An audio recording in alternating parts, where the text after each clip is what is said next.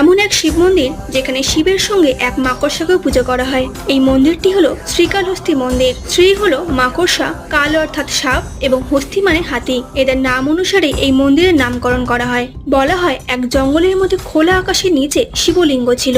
একদিন এক মাকড়সা প্রচন্ড রোদের তাপ থেকে বাঁচানোর জন্য অক্লান্ত পরিশ্রম করে শিবলিঙ্গের উপর জাল বুনতে থাকে। কোনোভাবে যদি জাল নষ্ট হয়ে যায় সে পুনরায় জাল বুনতেই থাকতো, কিন্তু কোনোভাবে সে মাকড়সা শিবলিঙ্গে রোদের তাপ লাগতে দিত না।